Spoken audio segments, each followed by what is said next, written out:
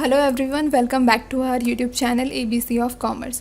सो friends, आज की इस वीडियो में हम एडवांस जर्नल एंट्रीज़ डिस्कस करेंगे जो कि बहुत ही इंपॉर्टेंट जर्नल एंट्रीज़ हैं। और अगर आप कहीं एज एन अकाउंटेंट भी काम कर रहे हैं तब भी आपको ये सारी जर्नल एंट्रीज़ आनी चाहिए। ओके, तो अब हम आज की वीडियो स्टार्ट करते हैं। तो सबसे फर्स्ट एंट्री जो हम डिस्कस करने वाले हैं वो है ओपनिंग एंट्री। तो ओपनिंग एंट्री क्या होती है? आपने प्रीवियस ईयर में कुछ भी अकाउंटिंग करी होगी तो उसमें आपके पास प्रीवियस ईयर जब आपका ख़त्म हो जाएगा 31 मार्च को, कुछ बैलेंसेस आपके बचेंगे जो आपको आपकी बैलेंस शीट में शो करेंगे। ओके, जैसे कैश का इतना बैलेंस, बैंक का इतना, जिसमें आपकी सारी असेट्स के भी बैलेंसेस होंगे और सारी लायबिलिटीज़ के भी बैलेंसेस होंगे।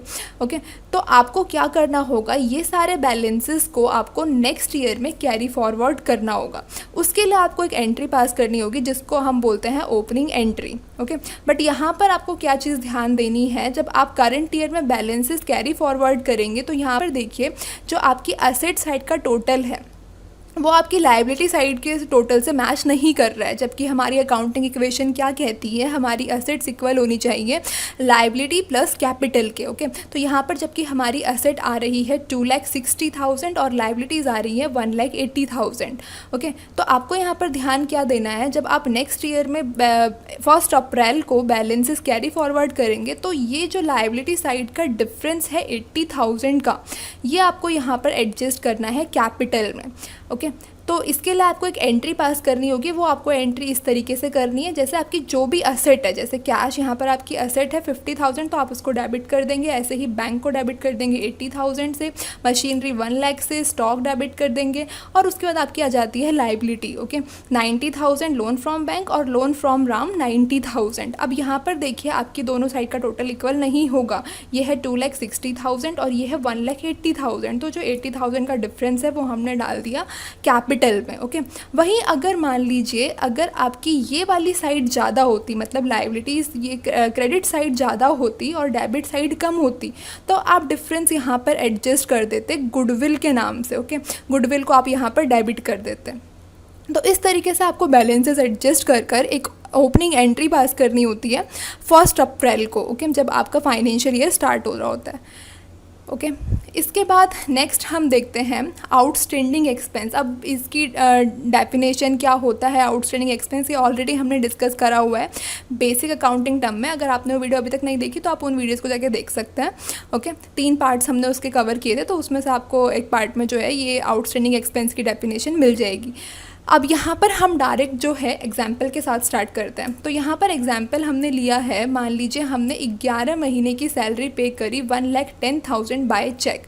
तो सबसे पहले आपको इसकी जर्नल एंट्री करनी है। आपने 11 महीने की सैलरी पे करी है सिर्फ, तो सैलरी आपके लिए एक्सपेंस है, तो आप इस एक्सपेंस को कर देंगे डेबिट। और आपने बाय चेक मतलब आपका बैंक बैलेंस रिड्यूस हुआ होगा तो आप क्रेडिट कर देंगे बैंक को 1,10,000 से। ओके, जबकि आपको पता है कि आपके फाइनेंशियल ईयर में 12 मंथ्स होते हैं और आपने सैलरी सिर्फ 11 महीने की पे करी है, तो ऑब्वियसली बात है जो 1 मंथ की सैलरी आपने पे नहीं करी है वो आपकी आउटस्टैंडिंग सैलरी मानी जाएगी। ओके, वो एक्सपेंसेस जो आपके ड्यू हो चुके हैं, अभी तक आपने पे नहीं किए, वो होते हैं आपके आउटस्टैंडिंग एक्सपेंसेस।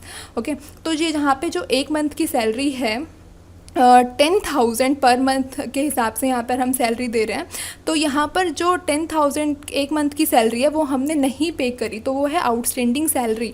तो आउटस्टैंडिंग सैलरी की एंट्री क्या होगी, तो यहाँ पर आप सबसे पहले तो डेबिट करेंगे सैलरी, क्योंकि एक्सपेंस तो आपका सैलरी है ही, लेकिन यहाँ पर आपने कैश या फिर बैंक से नहीं पे करी है सैलरी, तो यहाँ पर ये आपकी लायबिलिटी बन गई है आउटस्टैंडिंग सैलरी। तो इस वजह से यहाँ पर आप क्रेडिट कर देंगे आउटस्टैंडिंग सैलरी, मतलब आपने यहाँ पर सैलरी को अपनी लायबिलिटी बना लिया जिसको आप बाद में पे करेंगे। ओके, उसके बाद में आपको ये लायबिलिटी जो आपने बनाई है इसको रीपे तो करना होगा, या तो आप इसको आगे आने वाले महीनों में पे करेंगे या फिर नेक्स्ट ईयर पे करेंगे। ओके, तो जब आप इसको नेक्स्ट ईयर पे कर देंगे आउटस्टैंडिंग सैलरी को, तो उस केस में आपकी एंट्री होगी जो आपने यहाँ पर लायबिलिटी क्रिएट करी थी पहले आउटस्टैंडिंग सैलरी, आपने इसको क्रेडिट किया था क्योंकि ये आपकी लायबिलिटी थी। अब यहाँ पर आप जब नेक्स्ट ईयर में इसको पे कर देंगे तो आप इस लायबिलिटी को ख़त्म कर देंगे, और ख़त्म करने के लिए आप आउटस्टैंडिंग सैलरी को डेबिट कर देंगे 10,000 से। तो यहाँ पर आपकी लायबिलिटी ख़त्म हो गई है, और आपने जब सैलरी पे करी होगी तो आपने कैश या फिर बैंक से पे करी होगी। ओके, तो टू बैंक या फिर कैश आप कर देंगे 10,000। इसके बाद हम देखते हैं प्रीपेड एक्सपेंसेस। तो यहाँ पर भी हम एग्जाम्पल के साथ स्टार्ट करेंगे। तो यहाँ पर हमने एक एग्जाम्पल लिया है, आपने इंश्योरेंस प्रीमियम पे किया 1200 1 जुलाई 2020 को और पूरे 1 साल का आपने इंश्योरेंस प्रीमियम पे किया है। ओके, तो इंश्योरेंस प्रीमियम आपके लिए एक्सपेंस है, तो इस वजह से आप इंश्योरेंस प्रीमियम को करेंगे डेबिट और क्रेडिट कर देंगे आप कैश या फिर बैंक, क्योंकि या फिर आपने बाय चेक पे किया होगा या फिर बाय कैश पे किया होगा। ओके, तो दोनों में से जो भी आपने किया है आप उसको कर देंगे क्रेडिट। तो ये एंट्री आपकी पास होगी 1 जुलाई 2020 को। ओके, बट यहाँ पर आपको ध्यान क्या देना है, आपका जो इस साल से रिलेटेड जो इंश्योरेंस प्रीमियम है वो सिर्फ 900 रुपये है, बाकी 300 आपका आपने आगे आने वाले साल का अभी ही पे कर दिया है, तो इसका मतलब वो आपका प्रीपेड हो गया है। ओके, तो नेक्स्ट एग्जाम्पल में देखिए, जो आपका 3 महीने का जो आपने अगले साल का एडवांस में पे कर दिया है, तो उसकी आपको जर्नल एंट्री क्या करनी है। तो यहाँ पर आप प्रीपेड इंश्योरेंस को अपनी एसेट मानकर कर देंगे डेबिट। ओके, जो कि आपका 3 महीने का आपने एडवांस में पे किया, तो मतलब 300 रुपये, यहाँ पर आपका 300 रुपये बनता है। ठीक है, 100 रुपये पर मंथ, तो यहाँ पर आप 300 रुपये कर देंगे प्रीपेड इंश्योरेंस को डेबिट अपनी एसेट मानकर, और यहाँ पर क्रेडिट कर देंगे आपका जो एक्चुअल में एक्सपेंसेस आपने यहाँ पर 1200 से डेबिट किया था, लेकिन आपका यहाँ पर इस साल से सिर्फ 900 रुपये, तो 300 रुपये से आप अपने एक्सपेंसेस को यहाँ पर कम करने के लिए वापस कर देंगे क्रेडिट। ओके, तो ये आपकी एंट्री हो जाएगी प्रीपेड इंश्योरेंस अकाउंट डेबिट, क्योंकि ये आपकी एसेट है, और इंश्योरेंस प्रीमियम को आपने क्रेडिट इसलिए किया क्योंकि आपको यहाँ पर अपना एक्चुअल जो इस साल का एक्सपेंस था वो 300 रुपये से कम करना था। ओके, उसके बाद में जब ये एक्सपेंस नेक्स्ट ईयर में जब एक्चुअल में ड्यू हो जाएगा, ठीक है, जब ये एक्सपेंस आपका एक्चुअल में ड्यू होगा, तो उस केस में आपको एंट्री क्या करनी है, जो आपने अपनी यहाँ पर एसेट को डेबिट किया हुआ है प्रीपेड इंश्योरेंस को, अब आप इस एसेट को ख़त्म कर देंगे। ओके, और इंश्योरेंस प्रीमियम जो आपका एक्चुअल में एक्सपेंस ड्यू हुआ है, इसको अब यहाँ पर आप करेंगे नेक्स्ट ईयर में डेबिट और क्रेडिट कर देंगे जो आपने अपनी एसेट क्रिएट करी थी प्रीपेड इंश्योरेंस के नाम से। ओके, तो ये एंट्रीज यहाँ पर आपको करनी है प्रीपेड इंश्योरेंस के प्रीपेड एक्सपेंसेस के केस में। जो भी आपका एक्सपेंस होगा आप उसकी जगह पे यहाँ पर उसका नाम लिख देंगे। ओके, उसके बाद नेक्स्ट है एक्रूड इनकम। ओके, तो ये क्या होती है ये भी हमने पहले डिस्कस कर लिया था। अब यहाँ पर एग्जाम्पल देखिए, कंपनी ने 6 महीने का रेंट अर्न कर लिया है बट अभी तक उसको रिसीव नहीं हुआ।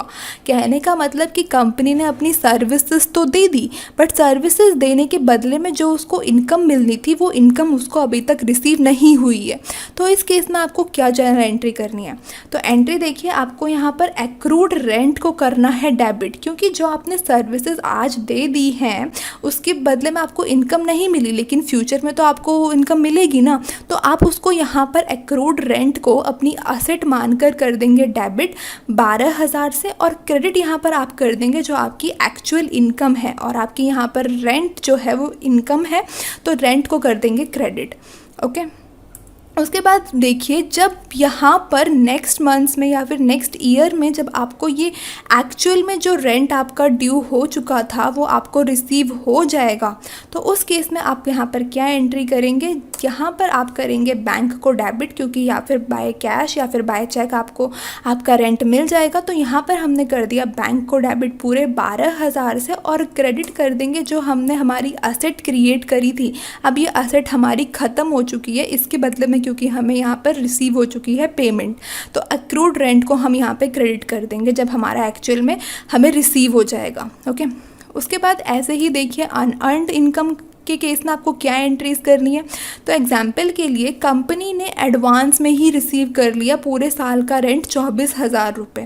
कहने का मतलब कि कंपनी ने अभी तक अपनी सर्विसेज नहीं दी हैं बट इनकम पहले ही रिसीव कर ली है। ओके, तो ये होती है अनअर्न्ड इनकम। तो इस केस में आपको एंट्री क्या करनी है, आपने इनकम तो रिसीव कर ली है, तो आपके पास या फिर कैश या फिर आपका बैंक बैलेंस तो बढ़ गया, तो आपकी एसेट बढ़ गई है, तो आप इसको कर देंगे डेबिट और आप क्रेडिट करेंगे यहाँ पर अनअर्न्ड रेंट को।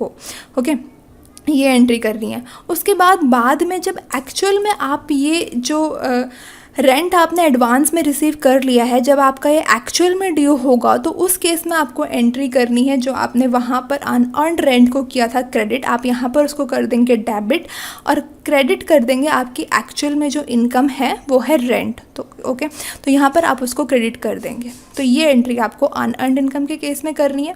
इसके बाद देखिए कॉन्ट्रा एंट्रीज़। तो कॉन्ट्रा एंट्रीज़ वो एंट्रीज़ होती हैं जिसमें आपका कैश या फिर बैंक दोनों अकाउंट अफेक्ट होते हैं एक ही एंट्री में। ओके, उन एंट्रीज़ को आप बोलते हैं कॉन्ट्रा एंट्रीज़। और इन एंट्री से क्या होता है, जो बिज़नेस की फाइनेंशियल पोजीशन है उसमें कोई भी चेंज नहीं आता है। इसका रीज़न क्या है, क्योंकि कैश और बैंक आपकी दोनों ही असेट है।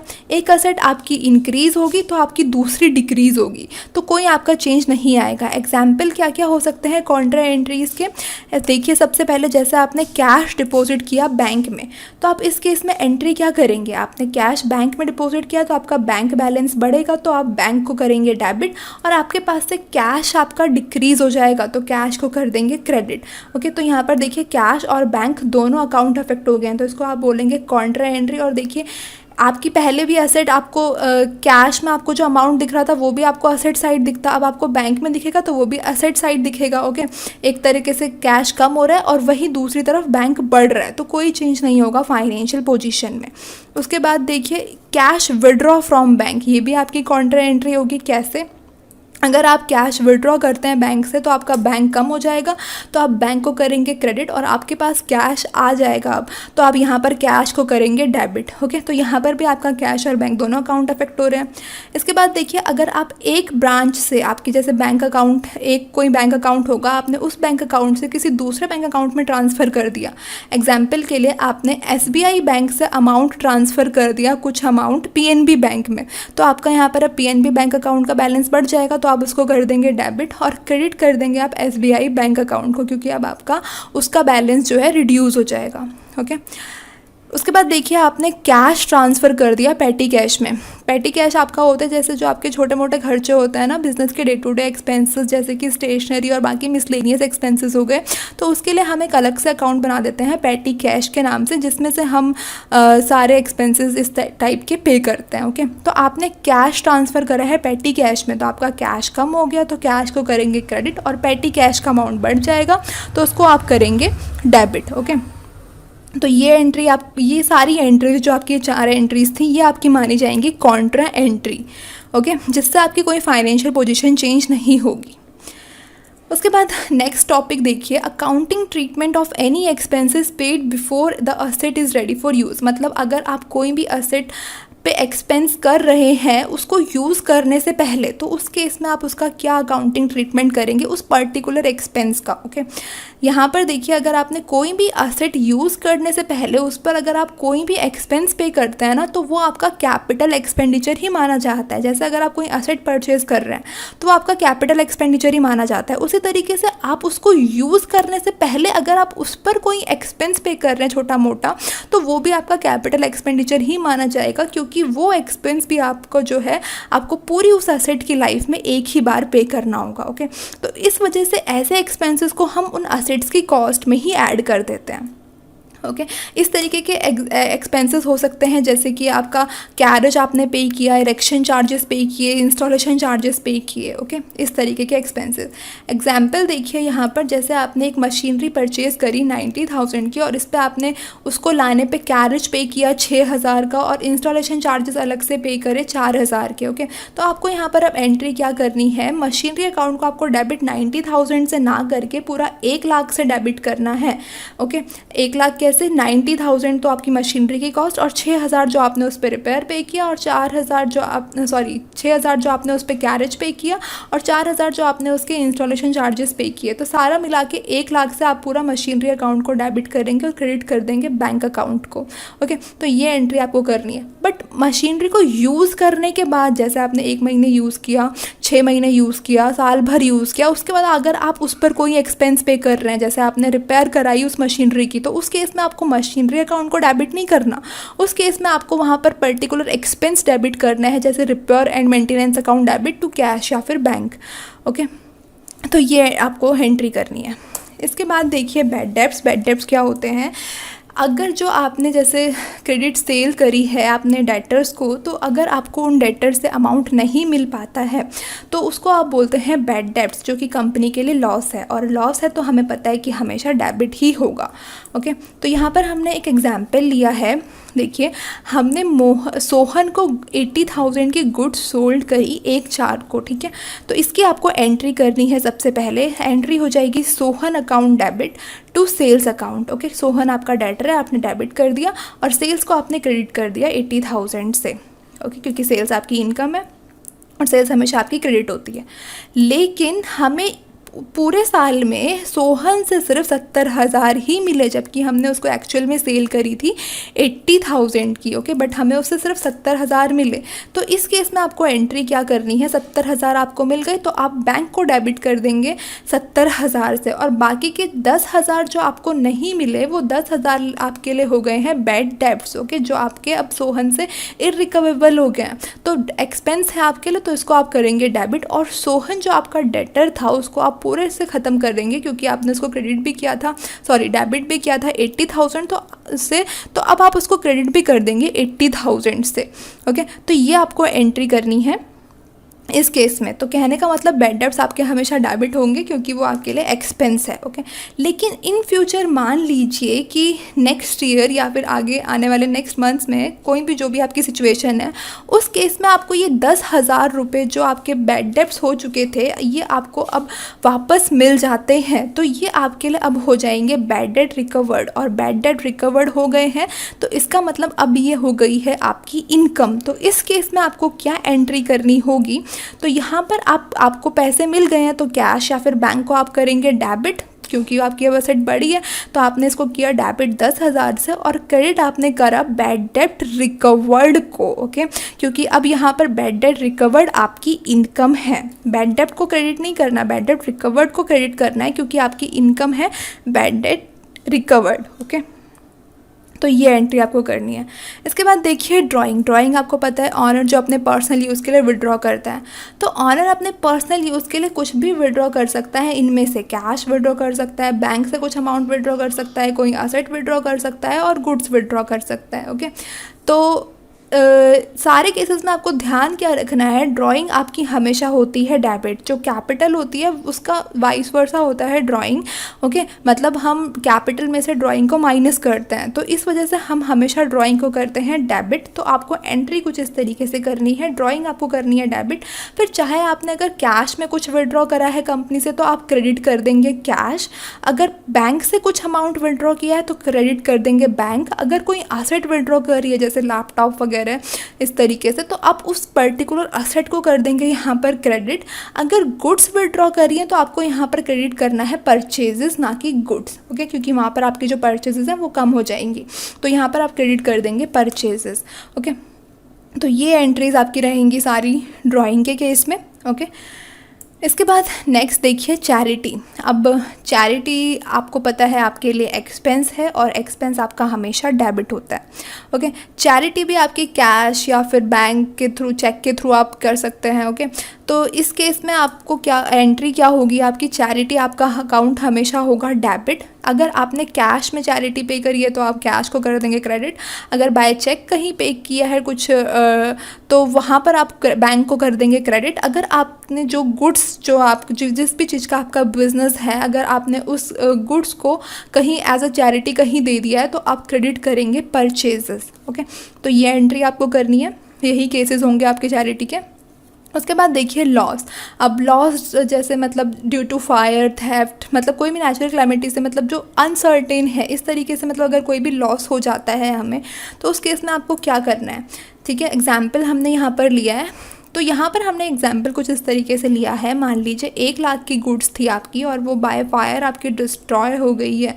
ओके, लेकिन क्या था ना कि आपने उन गुड्स का इंश्योरेंस करा रखा था। ओके, तो यहाँ पर आप इंश्योरेंस कंपनी के पास जाके क्लेम कर सकते हैं वो अमाउंट। ओके, जो आपका लॉस का अमाउंट हुआ है, लेकिन इंश्योरेंस कंपनी ज़रूरी नहीं है हर बार पूरा का पूरा अमाउंट आपको दे दे, जितना भी आपने क्लेम किया है कुछ पार्ट देगी। ओके, तो एग्जाम्पल के लिए यहाँ पर एंट्री देखिए, सबसे पहले हम एंट्री करते हैं जो हमारा लॉस हुआ है उसकी। तो लॉस की एंट्री आपको करनी है, लॉस बाय फायर, आपको पता है लॉस डेबिट होगा। ओके तो लॉस बाय फायर अकाउंट को आप करेंगे डेबिट 1 लाख से, क्योंकि 1 लाख का लॉस हुआ है हमारा, और क्रेडिट कर देंगे परचेजेस, क्योंकि गुड्स हमारी डिस्ट्रॉय हुई हैं, तो हम यहाँ पे जो गुड्स हमारी वो रिड्यूस हुई हैं, तो गुड्स क्रेडिट हम नहीं करते हैं कभी भी, परचेजेस क्रेडिट करेंगे। ओके अब क्योंकि ये गुड्स इंश्योरेंस कंपनी से हमने इंश्योर्ड करा रखी थी, तो अब हम इंश्योरेंस कंपनी से क्लेम करेंगे। तो वो क्लेम करने की एंट्री क्या होगी, यहाँ पर आप क्या करेंगे, इंश्योरेंस कंपनी को अपना डेटर बना लेंगे। जब आप उससे क्लेम करेंगे तो इंश्योरेंस कंपनी को आप डेबिट करेंगे, और जो आपका पहले आपने लॉस को डेबिट किया था उस लॉस को अब आप क्रेडिट कर देंगे, क्योंकि इस लॉस के बदले में आप जो है इस लॉस को क्लेम कर रहे हैं, तो आपका अब ये लॉस नहीं होगा। तो आपने यहाँ पर इंश्योरेंस कंपनी को पूरा उससे क्लेम किया है 1 लाख रुपए, तो पूरे अमाउंट से उसको डेबिट कर देंगे और लॉस को पूरे अमाउंट से क्रेडिट कर देंगे 1 लाख से। ओके अगर इंश्योरेंस कंपनी सारा का सारा अमाउंट दे देती है 1 लाख, तब तो आप सीधा सीधा एंट्री कर देंगे बैंक अकाउंट डेबिट और इंश्योरेंस कंपनी को क्रेडिट कर देंगे 1 लाख से। लेकिन यहाँ पर सिर्फ 60% उसने दिया है, तो इस केस में आपको यहाँ पर एंट्री करनी है 1 लाख का 60% आपको मिला है, तो बैंक में आपको मिला है सिर्फ 60,000, और बाकी का जो 40,000 है अब वो आपका लॉस हो गया है, तो अब आप उसको प्रॉफिट एंड लॉस अकाउंट में शो कर देंगे। ओके और इंश्योरेंस कंपनी को जो आपने अपना डेटर बनाया था 1 लाख से, अब आप उसको पूरी तरीके से ख़त्म कर देंगे। ख़त्म करने के लिए आप उसको क्रेडिट करेंगे, तो इंश्योरेंस कंपनी को आप क्रेडिट कर देंगे 1 लाख से। ओके तो ये एंट्री आपको करनी है। उसके बाद नेक्स्ट देखिए डिस्काउंट।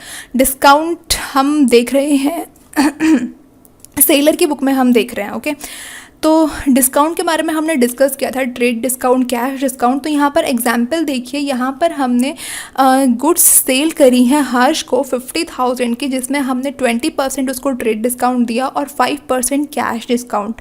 ओके और उसने 40% इमीडिएटली चेक में जो है पे कर दिया अमाउंट हमें। तो यहाँ पर आपको एक चीज़ ध्यान रखनी है कि ये चीज़ हमने पहले भी डिस्कस करी थी, ट्रेड डिस्काउंट हम कभी भी बुक्स ऑफ अकाउंट में शो नहीं करते हैं। ओके जबकि कैश डिस्काउंट हम हमेशा बुक्स ऑफ अकाउंट में शो करते हैं। इसका रीज़न भी हमने ऑलरेडी डिस्कस कर लिया था, तो आप उस वीडियोस में जाके देख सकते हैं, बेसिक अकाउंटिंग टर्म्स जो हमने डिस्कस करी थी उसमें। ओके तो यहाँ पर देखिए, सबसे पहले अमाउंट देखिए, आपको अमाउंट किस तरीके से कैलकुलेट करना है। आपने 50,000 की गुड्स बेची, ओके और उसमें आपने ट्रेड डिस्काउंट कितना दिया है 20%, मतलब 50,000 का 20% 10,000 आपने ट्रेड डिस्काउंट दे दिया।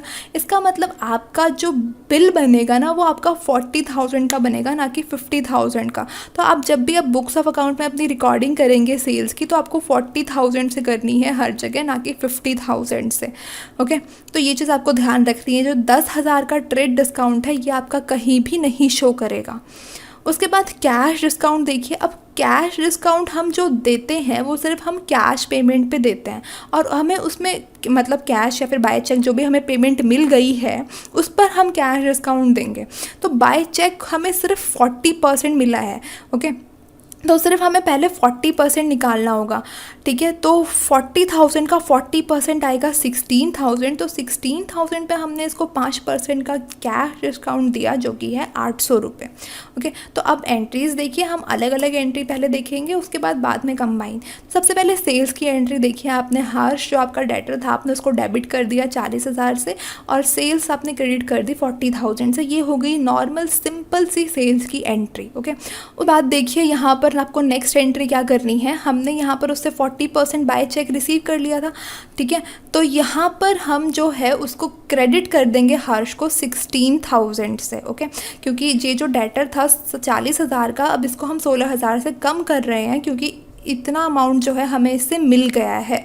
ओके सिर्फ 24,000 अब बच जाएगा, तो 24,000 से ही हमारा अभी डेटर रह जाएगा। ओके उसके बाद बैंक में हमने कितना मिला है, बैंक में हमें पूरे 16,000 ना मिलके सिर्फ 15,200 मिले हैं, क्योंकि हमने इसको 5% 800 रुपये का डिस्काउंट दे दिया है। ओके तो डिस्काउंट अलाउड जो हमारे लिए एक्सपेंस है उसको हम कर देंगे डेबिट 800 रुपये से, ठीक है। और हर्ष को क्रेडिट कर देंगे 16,000 से, ठीक है। सिर्फ 16,000 से क्रेडिट करना है, बाकी 24,000 रुपये अभी भी इसके अकाउंट में हमें रिफ्लेक्ट करेगा। ओके तो ये थी सिंगल एंट्री। आप चाहें तो इसकी कंबाइन एंट्री भी कर सकते हैं। कंबाइन एंट्री आपको किस तरीके से करनी है वो आपकी कुछ होगी इस तरीके से। सेल्स आपको यहाँ पर पूरी तरीके से क्रेडिट कर देनी है 40,000 से, ठीक है, क्योंकि आपने सेल्स करी है।